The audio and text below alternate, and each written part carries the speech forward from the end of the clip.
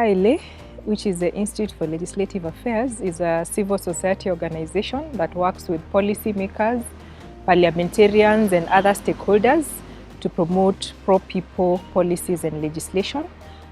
We have worked in the area of public health advocacy since 2004 and specifically on the issue of tobacco control as a risk factor for non-communicable diseases. To reduce access to tobacco products, the government passed a law that restricts sale of cigarettes in particular, which are mostly the most common product used in Kenya, so that they are not sold in single sticks, hence making them easily available. So cigarettes should be sold in a packet of minimum of 10 sticks, and that packet must comply with the other laws, including must have a health warning, so that whoever buys tobacco products must access the health warning that is on the packet. In 2010, Kenya inaugurated a new constitution which created 47 county governments in addition to the national government. Health policy or health service delivery is one of the obligations that have been heavily devolved, and yet you find that the counties do not have the necessary capacity, especially when it comes to implementation of tobacco control as a major issue in public health service delivery. And therefore, this project to us is an innovative strategy towards providing the enabling policy and legislative framework for counties to be able to implement tobacco control effectively, and as well as building their capacity to be able to do so. In this project, we engaged 4 counties, that is Nairobi County, Baringo County, Laikipia and Kajiado counties. So in each of these counties, the interventions that we were providing in the county was mostly providing technical support and capacity strengthening for these counties to be able to engage. Our work relationship between the Assembly and IILA, I can start by saying this is a mutual relationship whereby we really benefited as Assembly. As a House of Legislature, we strongly believe that IILA played a very big role in terms of partnering with us, sensitizing us, giving us actual knowledge about so many things in legislation. We came to learn that tobacco is really bad. It's really bad for our health. Indeed, it causes a lot of diseases, heart diseases, liver diseases, cancer, and so many. So it was a very educative process. The first phase of the project had 3 main goals. The first one was to build a policy and legislative framework for counties that is enabling for them to be able to implement tobacco control effectively. The second goal was to build capacity of selected stakeholders within the counties to be able to achieve or to be able to carry out their responsibility when it came to tobacco control. And the third objective was to build the capacity of IILA as an institution to be able to carry out its tobacco control work effectively, but also to promote sustainability.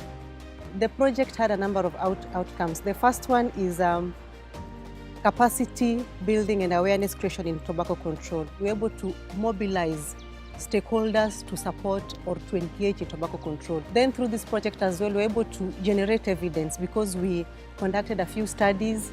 For instance, we did an assessment of the status of implementation of tobacco control in a few of these counties, and that generated evidence that informed the interventions that we were carrying out in these counties. Through this project as well, we were able to develop or provide a framework for tobacco control legislation in the counties. We have had an opportunity to be taken through the whole process of, trying to get the tobacco control bill come into law. And I can say IILA has been one of the main stakeholders that have actually been spearheading, for the implementation and, the adoption of the bill into law. The experience of having worked with them actually exposed us as the civil society on the issues of legislation, which has actually enabled us to come up with this tobacco bill, which actually I think it's the first of its kind in this country. I've benefited in this project being a committee member of health, and it was one of the bills that we passed. I stand very proud being a member because we've passed a bill that is going to help the people of Baringo. This project ran from 2016 to 2018, and around this time we had very critical political activities going on in the country. And this proved to be a challenge since that was around the time that Kenya was going through the elections, and since we needed the legislation to be passed and during a specific calendar within the legislative process, it became challenging because we had to, in some cases, shelve the work a bit to wait for the situation to cool down a bit and then pick up later. Let me start with the challenges that we experienced in all this process. There was a lot of interference by the tobacco, the tobacco companies.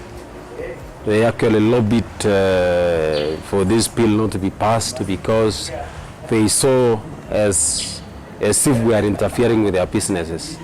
Sasa katika kaunti yetu ya Laikipia tumeleta mambo mengi ambayo ni ya contract farming. Kuna sunflower, kuna mambo ya sorghum, kuna mambo ya nyanya, kuna mambo ya viazi, kuna hata mambo ya makadamia na mambo ya pia ya avocado. Kwa hivyo sio lazima uweke ile mmea ambayo inaharibu wananchi. Key lessons we learned as IILA from this project include, the first one is having the model tobacco control county law was a very good thing because it provided an effective framework for how counties can establish their own tobacco control legislation. The other lesson, key lesson we picked from this project is that it's important to engage, identify and maintain contacts throughout the different stakeholder groups in the county. We also learned that partnerships and networks are important. The other key lesson we learned is timing. The legislation development process runs through a specific calendar, and sometimes it does not necessarily fit within the timing and the time frame of the project. We are calling upon, of course, the national government to implement the tobacco bill at the national level so that they can give us the resources so that we are able to fully implement the tobacco bill at the county level.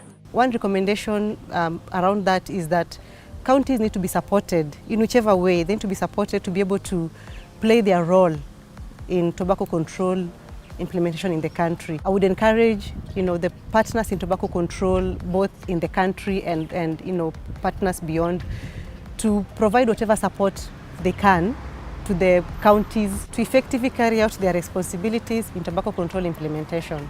We have benefited a lot. Matters of tobacco have been very silent, but with the enactment of the bill, they are going to be more out there. Even the communities will be able to know the effects that tobacco has on the health and the health of our people. So in the long run, the county is going to benefit, not just for this generation and generations to come. IILA as an organization also benefited because the project elevated the profile of IILA in terms of being able to work in the counties. So the project provided an avenue to go into the counties. IILA had capacity strengthening both at the board level in terms of the board being trained in governance as well as at the staff level. We had capacity building in M&E. The project enabled IILA to improve in project management and also financial management. As we speak now, already the bill is a law. It has been assented by the county governor. So now we are very proud as Baringo residents, and also we are very proud as Baringo CSO network that now we have a tobacco control law in place. This project has helped us in legislation. It's one of the laws in Baringo County where we supported. Secondly, we were trained on issues of advocacy. Highly trained network members, that is from the Baringo Civic Administration Forum on advocacy. We'd really like to thank the stakeholders in the counties, the CSOs we worked with, the media partners who supported us and who engaged with us in one or other activities in the counties. We were lucky to have very supportive groups in the counties we worked with. IILA is immensely grateful for for the technical and financial support that we have received from the ACBF, without which we would not be able to achieve what we have achieved in this project. We have received technical support and financial support, for which we are immensely grateful.